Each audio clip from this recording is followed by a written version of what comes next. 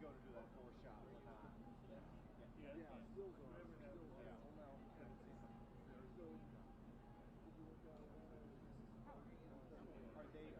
you transmitting already or not? You are. Okay. So let me. Did you know if they're relaying it back yet? I don't know what they're doing. Yeah. Okay. So let me talk to my people. Just keep me in range so they can see what I'm talking about. I'm going to ask them like this. All good. Hey, are you seeing our shot things? We're sending it to DC. I don't know if you have any question about it.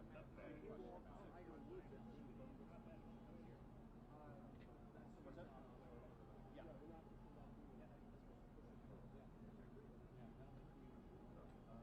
Okay, so you see what it looks like. It's unsurrounded, obviously. If we move to a more set position before we're not getting this spot. So do you want? I'm happy to hit from literally here while we're waiting for him to speak, or we can go make it look prettier, but then we're not really getting back in the scrum in a good way. Stay in the scrum. So you're happy to take a shot like this and kind of explain, okay, we're strong here, wait for top here, blah blah blah. Okay, that's what we will do then. Okay, we'll hit from here. Okay. Yeah. Oh, I've got it. Yeah, okay, Patrick, we're good. We'll stay here. Okay. You're fine to sit there. We just get a little slower slack and then thank you. I'll get my skills as well. What are you going to state? Somebody's going to stand what are you going to state? So I don't know. We're just staying.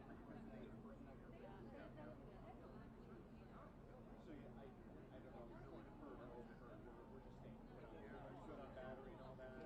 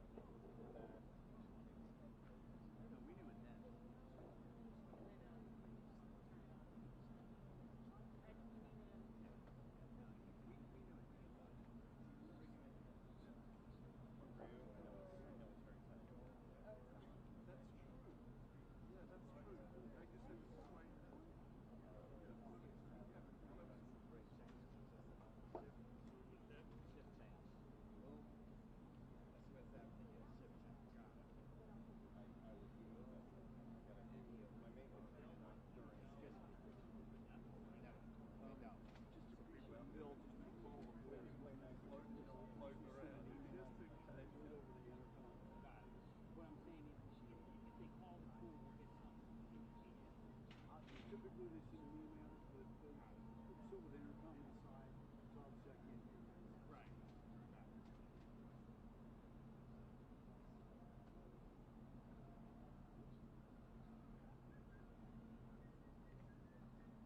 But often there's an email that goes with it. If I get that, I'll contact you. What the beautiful Kansas this week. Very nice. Sorry? Yes, in Kansas. All good.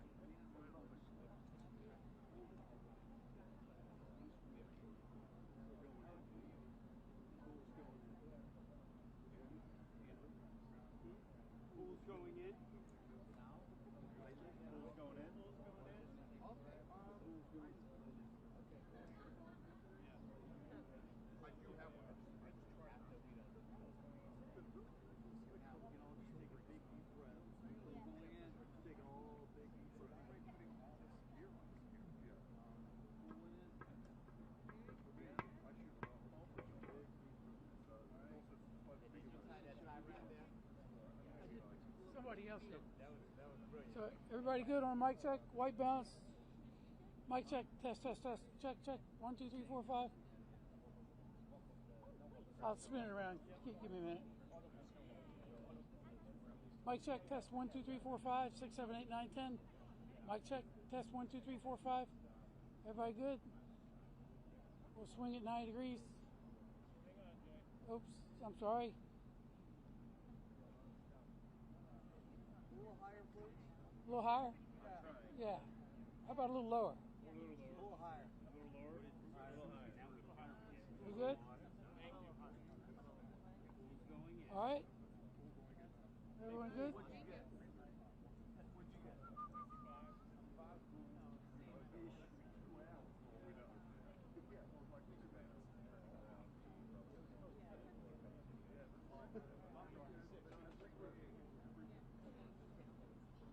Dave, you said 55?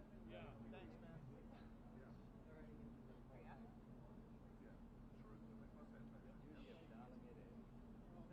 Yeah, man. I love the dial.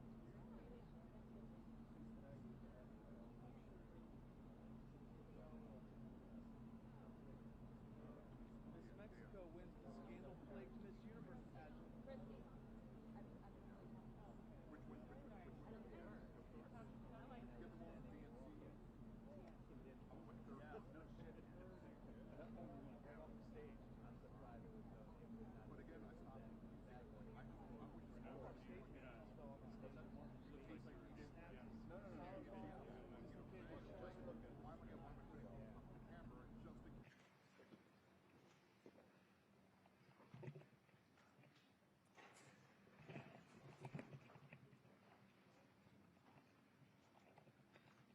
Well, thank you very much. We've just had a great meeting, a really good, very productive meeting. We have one thing in common. We want this city of ours that we love to do very well. And I wanted to congratulate the mayor. He really ran an incredible race against, a lot of smart people, starting with the early primaries against some very tough people, very smart people. And he beat them easily. And I congratulated him. And we talked about some things in very strong common, like housing and getting housing built, and food and prices, and the price of oil is coming way down. That anything I do is going to be good for New York. If I can get prices down, it's good for New York, and we've got them down, way down from last year. We have, as you know, I've been saying to a lot of people, Walmart said that Thanksgiving this year is exactly 25% less than last year, so that's good for New York, good for everybody. But I just want to congratulate. I think you're going to have, hopefully, a really great mayor. The better he does, the happier I am, I will say. There's no difference in party. There's no difference in anything. And we're going to be helping him to make everybody's dream come true, having a strong and very safe New York. And congratulations, Mr. Mayor. Thank you, Mr. President. Thank you. I appreciate it. Please. I appreciated the meeting with the president, and as he said, it was a productive meeting focused on a place of shared admiration and love, which is New York City, and the need to deliver affordability to New Yorkers, the 8.5 million people who call our city their home, who are struggling to afford life in the most expensive city in the United States of America.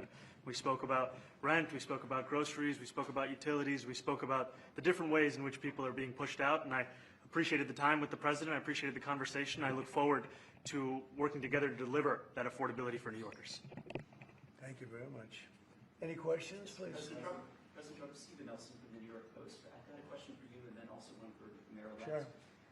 For you, you referred to Mr. Mamdani as a communist. Can you describe why you feel that way? And also, will you do anything to stop him from arresting Prime Minister Netanyahu if he visits New York?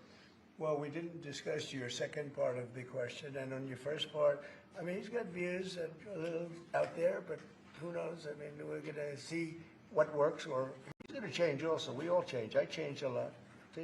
From when I first came to office. It's now quite a while ago. It's quite a while. My first term was great. We had the greatest economy in the history of our country. We're doing even better now. We're doing much better now than we did even the first term. And I can tell you some of my views have changed. And we had discussions on some things. I'm not going to discuss what they were, but that I feel very confident that he can do a very good job. I think he is going to surprise some conservative people, actually. And some very liberal people he won't surprise them because they already like him. And Mr. Mamdani, it sounds like you had a productive discussion, but just days ago you referred to President Trump as a despot who betrayed the country. You said you would be his worst nightmare and accused him of having a fascist agenda. Are you planning to retract any of these remarks in order to improve your relationship? I think both President Trump and we are very clear about our positions and our views, and what I really appreciate about the President is that the meeting that we had focused not on places of disagreement, which there are many, and also focused on the shared purpose that we have in serving New Yorkers. And frankly, that is something that could transform the lives of the 8.5 million people who are currently struggling under a cost of living crisis, with 1 in 4 living in poverty. And the meeting came back again and again to what it could look like to lift those New Yorkers out of struggle and start to deliver them a city that they could do more than just struggle to afford it, but actually start to live in it. And I've been called much worse than a despot, so it's not that insulting. Maybe I think he'll change his mind after we get to working together. Yes, please. Mr. President, Anthony Mashhad from MTV Lebanon. Good. I would like to ask you a question about the Middle East regarding Sure. you said that Hezbollah in Lebanon is not in a good position, and Lebanon now is the final unresolved after Gaza and Syria. Given your assessment, like what do you say for the Lebanese today? It's the independent state in Lebanon, and what is your next move to push toward disarmament? Sure. Well, we are pushing for total disarmament of Hamas and, frankly, everybody else. And we actually have peace in the Middle East. As you know, the King of Saudi Arabia just left yesterday. We had some great meetings, and he's made a contribution toward the United States of more than $1 trillion. We have now over $20 trillion coming in. No country has ever had anything like that, not even close. If you go to 2 trillion or 1 trillion, it's a lot. We have 20 or 21 trillion dollars. I think that Hezbollah has been a problem in Lebanon, big problem. We're working with Lebanon. We're working with everybody in the Middle East. That's another thing I think we have in common. We want to see peace in the Middle East, and we actually have now, for the first time, peace in the Middle East after 3,000 years. And now we're going to refine it, and I think you're going to see some very positive things happen. There is a potential to invite the Lebanese president. Oh, sure.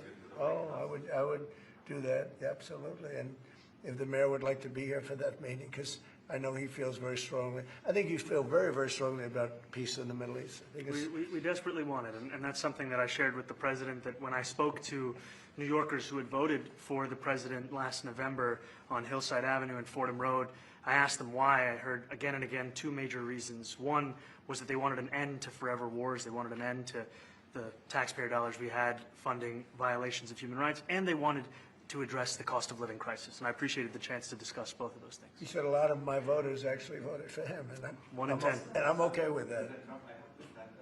I'll do that. I'll sign it. Give it to me. I'll sign it in a minute. That's pretty good. Mr. President, Yeah, please. you threatened to send federal troops to New York City. You both have differences when it comes to ICE agents Right. in New York City. Mr. Mamdani, you called ICE a rogue government entity. I wonder how you reconcile your differences on both of those issues. Well, I think we're going to work them out, and I think that if we have known murderers and known drug dealers and some very bad people, you know, we want to get them out. And the mayor wants to have peace. We discussed this at great length, actually, maybe more than anything else. He wants to have a safe New York. Ultimately, a safe New York is going to be a great New York. If it's not safe, no matter how well we do with pricing and with anything else, we can talk about anything you want. If you don't have safe streets, it's not going to be a success. So we're going to work together. We're going to make sure that if there are horrible people there, we want to get them out. I think he wants to get them out, maybe more than I do. So we'll work together. We discussed it at great length. Yes, please. Yeah, 2 questions, if I may. One for you, Mr. President, from BBC in a second. But first of all, for the mayor-elect. You're both, from different parts of the political spectrum, you're both populists, though. And I just wondered to what extent the president's campaign style, his techniques, his social media use inspired any part of your campaign? Well, I actually told the president that, you know, so much of the focus of our campaign has been on the cost of living crisis. And when we asked those New Yorkers who had voted for the president, when we saw an increase in his numbers in New York City that came back to the same issue: cost of living, cost of living, cost of living. And they spoke about the cost of groceries, the cost of rent, the cost of Con Ed, the cost of childcare. And too often politicians are looking to lecture to New Yorkers what they should care about as opposed to listen. And when we spoke to those voters who voted for President Trump, we heard them speak about cost of living. We focused on that same cost of living, and that's where I am really looking forward to delivering for New Yorkers in partnership with the President on the affordability agenda. And I think we have to work a little bit. We talked about Con Edison. We have to work a little bit on getting the prices because, you know, we've gotten fuel prices way down, but it hasn't shown up in Con Edison. And we're going to have to talk to them. You know, if we're sending them fuel at a much lower price than it was a year ago, which is true, we have to get Con Edison to start lowering their rates. Absolutely. And if I may, last week you told me you were pushing ahead with your plans to sue BBC for up to $5 billion. You were going to speak to Prime Minister Starmer as well. Is there any progress or any updates on those issues? Well, we get along very well with the Prime Minister. We made a deal with UK. I like him. He's a fine person. And, you know, I think they have some big energy problems. You know, they've got windmills all over the place. They're going to have to start using other methods because their energy is out of control. Talking about in the UK, it's out of control. And he's got that problem. He's got a big immigration problem, as you know, and he's got a big energy problem. And we talk about it. He's a good man. Prime Minister's a good man. You had a chance to speak this week. I haven't spoken this week. Mr. President, have you spoken to President Zelensky, or do you intend to Who? President Zelensky about your plan? Are you going to meet with him? I've spoken with their people. We have a plan. It's horrible what's happening. It's a war that should have never happened. It would have never happened if I was president, and it's a shame. And I thought they should have acted quicker. But it's a cold winter, and a lot of the you talk about utilities, but a lot of the big energy-producing plants have been under attack, to put it mildly, to put it nicely. Yeah, we have a way of getting peace, or we think we have a way of getting peace. He's going to have to approve it. Just so sad, so many people. You know, last month they lost 25,000 soldiers. This is something, we haven't seen anything like this since the Second World War. They're averaging 6,000 or 7,000 a week between the two of them, dead soldiers. And it goes on, and I think they're getting reasonably close, but I don't want to predict. I would have said that would have been one of my early ones. I did 8 peace deals of countries, including in India, Pakistan.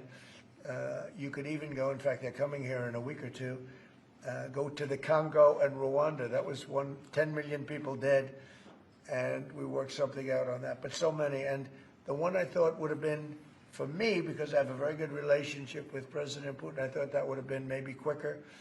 But it does take 2 to tango. And now you just see all the death. And, you know, it doesn't affect us other than the fact that we don't want to see all those people that really, it's on the other side of the ocean. It's a war that should have never happened. It did happen. I blame the person also sitting right behind this desk. This is a war that should have never happened, and it wouldn't have happened if I were president. But we're trying to save a lot of lives. They're losing 25, think of that, 25,000 lives over the last short period of time. That's Ukrainian and Russian, and it's a shame. What happens if President?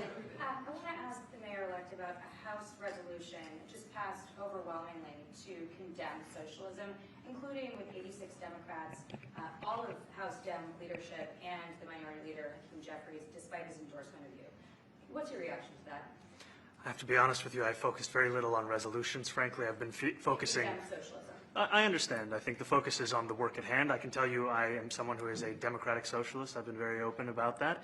And I know there might be differences about ideology, but the place of agreement is the work that needs to be done to make New York City affordable. That's what I look forward to. And I want to clarify your answer to Stephen Nelson. He asked about your comment calling the president a fascist. And your answer was, both President Trump and I have been clear about our positions and our views. Are you affirming that you think President Trump is a fascist? I've spoken about... That's okay. You can just say yes. Okay. Okay. Yeah. It's easier. Yes. It's easier than explaining it. I don't mind. And Mr. President, I wanted to ask you also about this Ukraine plan. Yeah. President Zelensky said today that his country would risk either giving up a partner or giving up its dignity. There's been criticism that this deal... You mean he doesn't like it? It's unclear. He was sort of Well, pretending. he'll have to like it, and if he doesn't like it, then, you know, they should just keep fighting, I guess, you know? The suggestion that he made, though, was that if he doesn't accept it, that the U.S. would pull back its support for Ukraine. Is that Well, at some accurate? point, he's going to have to accept something, you know? He hasn't accepted. You remember right in the Oval Office, not so long ago, I said, you don't have the cards. Don't forget, I inherited this war. I would have never, this war never would have happened. I inherited this war. And I thought he should have made a deal a year ago, 2 years ago. The ultimate deal would have been if it never started. That would have been the good deal. That could have been done too if you had the right president, but you didn't have the right president. Mr. President, Mr. President, cost of living is something that you and Mr. Mamdani seem to agree on. Right. Democrats have run New York City for a long time, Mr. Mamdani. Do you see Democrat policy specifically as being a problem? And I'd like that to be a question that both of you could answer in New York City. Look, I think that there are many things in our city where we have to own the responsibility of it, things that existed long before the president was the president. And those are also part of the message of our campaign, was to take on a broken politics of the past. And I ran against a number of candidates who represented different versions of that past. And what we found time and again is that working people were left behind in the politics of our city. And what we're looking to do is put those people right back at the heart of our politics so that we don't have a situation where we're in the wealthiest city in the history of the world, and yet 1 in 5 can't even afford $2.90 for a Metro card. You know, we had some interesting conversation, and some of his ideas really are the same ideas that I have. But a big thing on cost, you know, the new word is affordability. Another word is just groceries. You know, it's sort of an old-fashioned word, but it's very accurate. And they're coming down high. They were, you know, we had, both of us, we had the highest inflation in the history of our country the last 4 years under the Biden administration. And we've got inflation down now to a normal number. It's going to go even a little bit lower than that. Katie, do you have something in a bit? Mr. President, thank you so much. Mr. Mamdani often talks about New York City being covered by international law, that they will follow international law. Doesn't often talk about the U.S. Constitution. What is your response to that? Well, I don't know what you're referring to in terms of it could be covered by international law, local law. It's covered by a lot of laws, but it's covered by U.S. law. Are you referring to anything in particular? He just says that they're a city that endorses and enforces international law. Is that at odds with? No, I don't know. Would you want to respond? Yeah, I think what I've shared with the president is our desire to not only follow the laws of our own city, laws that protect New Yorkers, but also a desire for consistency in our politics across the board. And that's something that we've talked about and something that I know many New Yorkers want. We discussed ICE and New York City, and I spoke about how the laws that we have in New York City allow for New York City government to speak to the federal administration for about 170 serious crimes. The concerns that many New Yorkers have are around the enforcement of immigration laws on New Yorkers across the 5 boroughs, and most recently we're talking about a mother and her 2 children, how this has very little to do with what that is. What we did is we discussed crime. More than ICE per se, we discussed crime. And he doesn't want to see crime, and I don't want to see crime. And I have very little doubt that we're not going to get along on that issue. He wants to, and he said some things that were very interesting as to housing construction, and he wants to see houses go up. He wants to see a lot of houses created, a lot of apartments built, et cetera. And, you know, we actually, people would be shocked, but I want to see the same thing. Mr. Mamdani, anti-Israel protesters.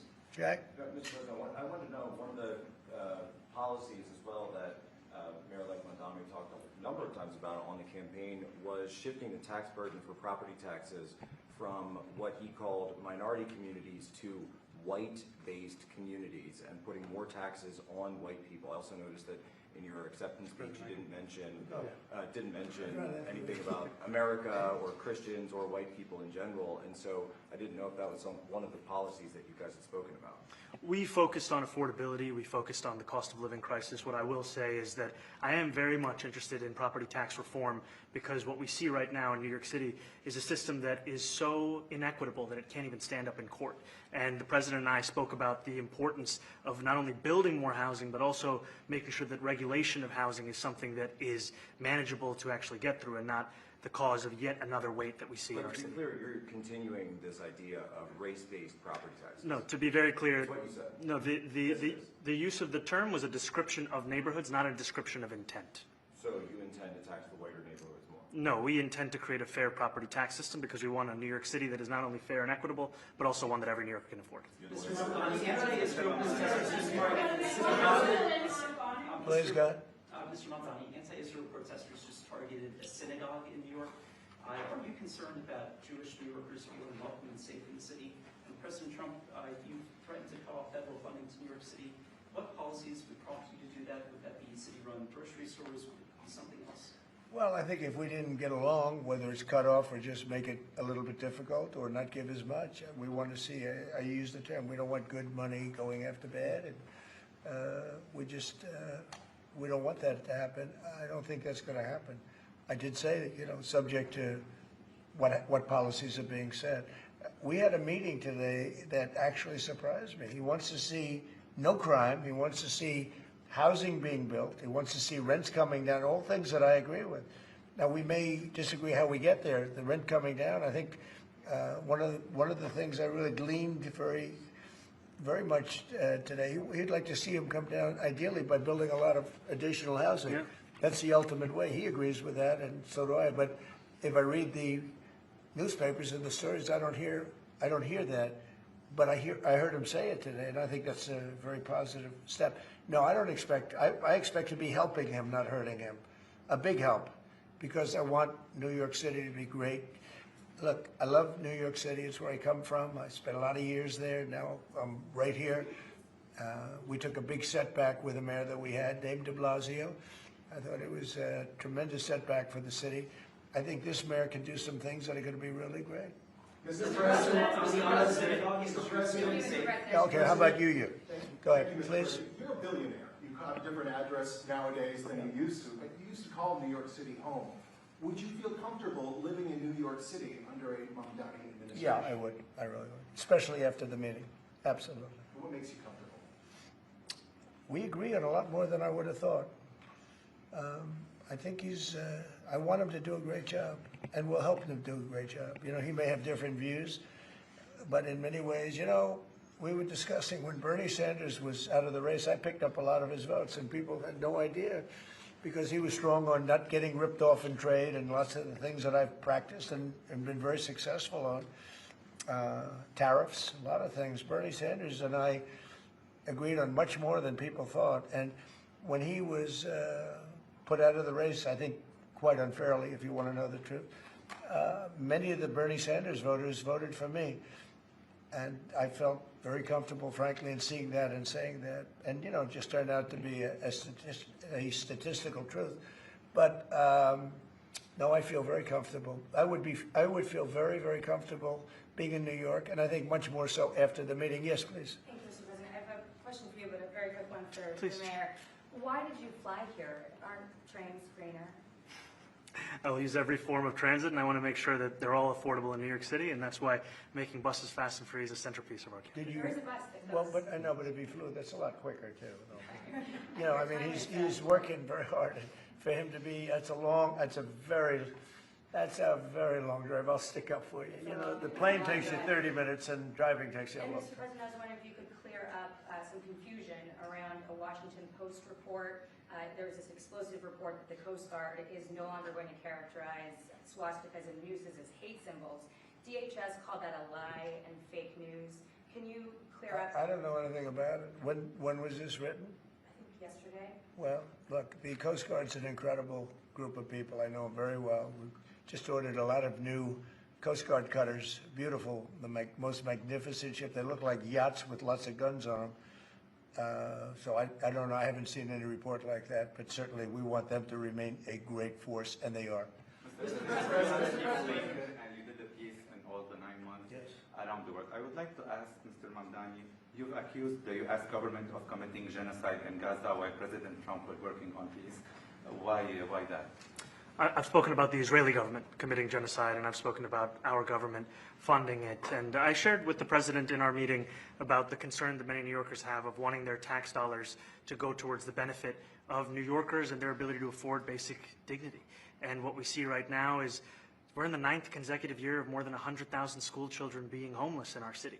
And there's a desperate need not only for the following of human rights, but also the following through on the promises we've made New Yorkers. And I appreciated the meeting we had and the work that we can do. Do you agree that President Trump did do a peace and work hard to make the peace? Because he worked hard to do the peace in the Middle East and everywhere.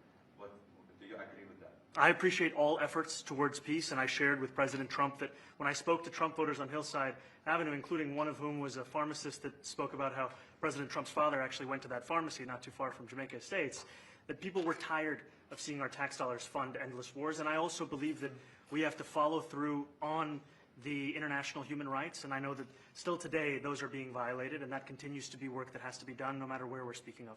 Mr. President, thank you, Mr. President. Do you view the mayor-elect as the true leader of the Democrat Party? And do you think Leader Schumer's and Leader Jeffries, have to follow his lead?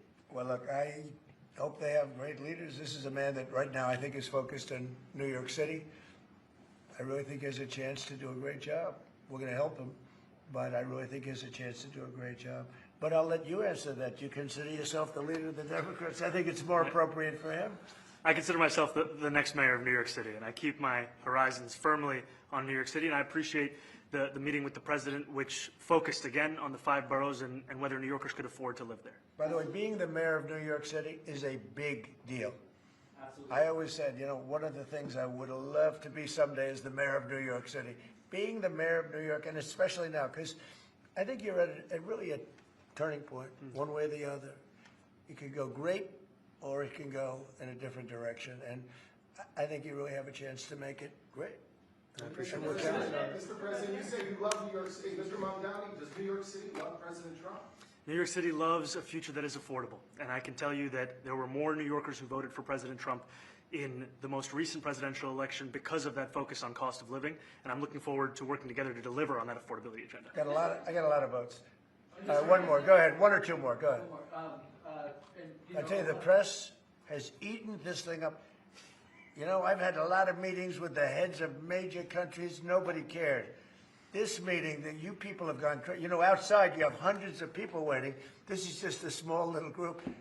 For some reason, the press has found this to be a very interesting meeting. The biggest people in the world, they come over from countries nobody cares. But they did care about this meeting, and it was a great meeting. Go ahead. Yeah, Mr. President, I was going to ask you exactly that. Why do you think there's so much more, so much excitement around this than in some form? Because I think he's different. All right? I think he's different, and that can be in a very positive way, but I think he's different than, your typical guy, runs, wins, becomes mayor maybe, and nothing exciting. Because he has a chance to really do something great for New York. New York is at a very critical point.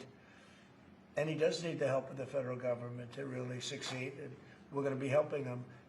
But he's different than, your average candidate. He came out of nowhere. I said, he has a great campaign manager standing over there.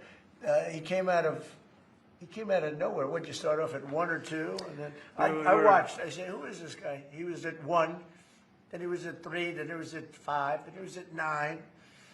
Then he went up to 17. I said, that's getting a little bit interesting, right? And then all of a sudden he wins a primary that nobody expected he was going to win. It's a great tribute. I mean, it's an amazing thing that he did. And I'll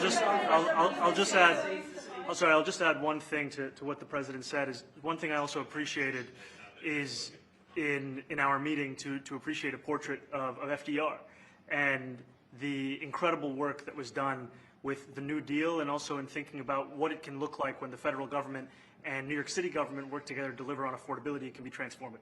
We have a great portrait of FDR that I found in the vaults that was missing for years. I found it, and I put it up. He's a Democrat, to the best of my knowledge. He's a Democrat. And when the mayor saw that portrait, he said, sir, do you mind if I have a picture taken by that portrait? It's an amazing portrait. I hope the picture comes out good. But it's an amazing portrait in the cabinet room. So he's a big fan of the New Deal, I guess, and of FDR. Yes, ma'am. Thank you, Mr. President. You said that you both spoke about crime. Yeah. There are many police officers set to come off the rolls at the end of this year in New York City. Are you going to allow those police to be replaced with police officers, actual cops? And are you going to require that that happens? Would there be some consequences? Well, I hope it happens, but again, that's going to be ultimately the mayor's decision. What's your answer? Is that I look forward to delivering public safety with the NYPD, and I've said over the course of our campaign that we have the number of police officers today. They are the ones that's budgeted about 35,000 headcount. And I think the key thing is that we have to make it easier for police to focus on police work, not ask them to respond to 200,000 mental health calls a year. So is that a reduction from what you're at right now? Are you committing to maintaining the same level of cops? I've committed over the course of the campaign to maintain the 35,000. That's the headcount that we had through the campaign. And not replace them with caseworkers, social work? No, I've said that's the headcount that we want. What we need to do is make sure they can focus on serious crime. And he just retained a great police commissioner, I believe, right? Yes, we did, Commissioner Fish. If the newspapers are correct. That one they're correct about. He retained, I think, somebody that is she's a good friend of some of the people in my family, of Ivanka, and they say she's really good, really competent, and he just retained her, so that's a good sign. Are there still topics that you see that you're disagreeing on in the future, and do you think you'll have more meetings like this? There will be topics that we disagree on. I think we'll probably come to a conclusion, and ultimately, he'll convince me, or I'll convince him. You know, it's for the good of New York. Ultimately, it's for the good of New York. I don't care about affiliations or parties or anything else. I want to see if this city could be unbelievable. If he could be a spectacular success, I'd be very happy. Do you think you guys will meet more in the future too? Excuse me? Do you think you'll meet again in the future? You know, throughout the administration? I think we will. Yeah. I think we will. I hope we do. I enjoyed the meeting. We had a great meeting. Please. Mr. President, Republican Elise Stefanik has campaigned multiple times by calling Zohran Mamdani a jihadist. Do you think you're standing next to a jihadist right now in the Oval Office? No, I don't, but she's out there campaigning, and, you know, you say things sometimes in a campaign. Isn't that sort of She's a very capable person, Isn't but that a kind of label? you really have to ask her about that, but no, I don't particularly. I think I met with I met with a man who's a very rational person. I met with a man who really wants to see New York be great again. And I can say again, because New York was great. You know, when I came down to Washington initially, the city was so hot. It was doing great. We were having some telltale signs of problems. We had a mayor that was not doing a great job, but still, it was moving along.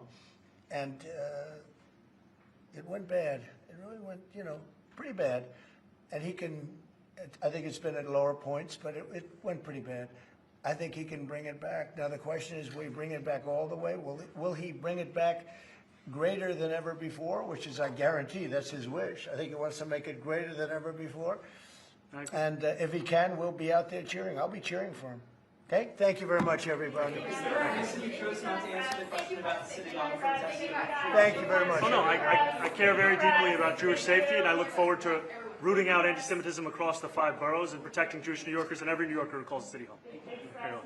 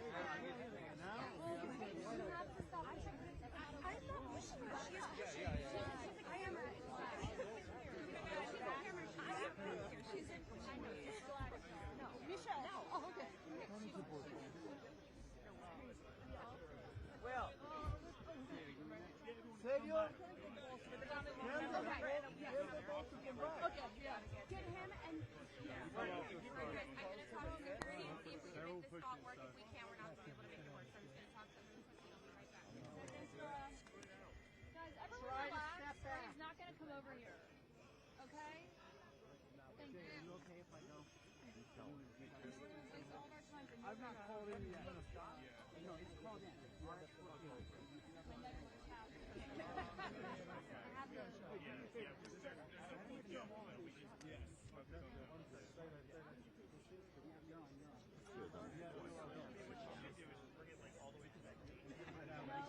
There was a whole like setup there.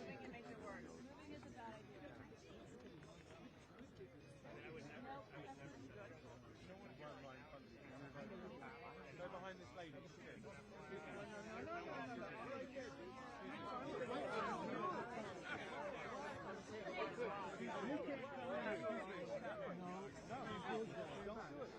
Excuse me, just move out of the way, please. I'll stand right here. Right in front of my face. Just move back. Excuse me. You're coming into my gap. Can you just move over? No, man. I mean, excuse me. I'm asking you politely. Can you move?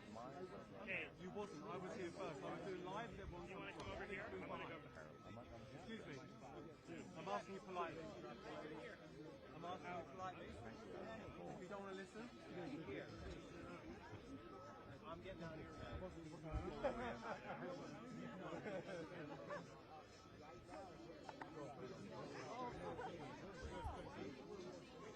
Press monster.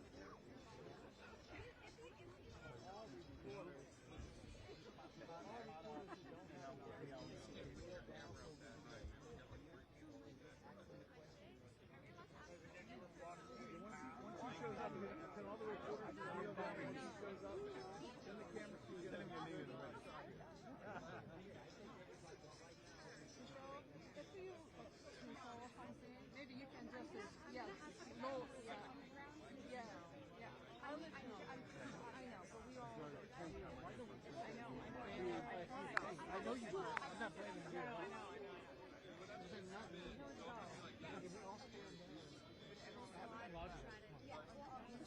Give me a word, Jane. Give me a word. We're going to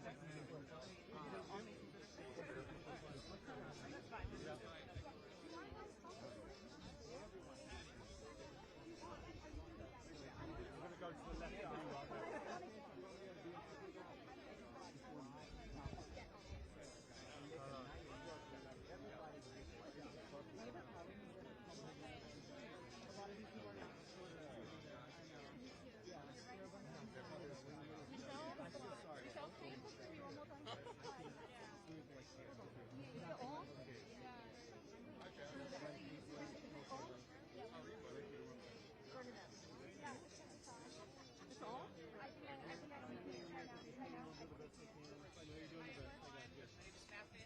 Mayor-elect Mamdani.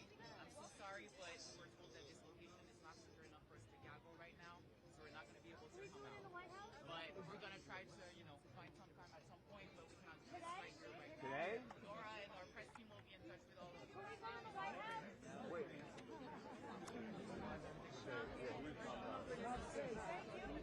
So, come on, get out of the way. Everyone out of my way now. They're gonna send. They're gonna.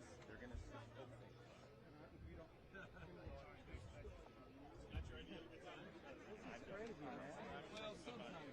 Well, yeah. I'm telling Dory she should buy more. It's only at 6 of us. There's only 6 of us. You got a good trade. No. I was fit this. Beer and then. Yeah, you want to you know the deal. Okay. You got to get me live now. I have a feeling it's 442. I think we hit that out here because I got to go through temp badge process again, and we'll never make it all the way back.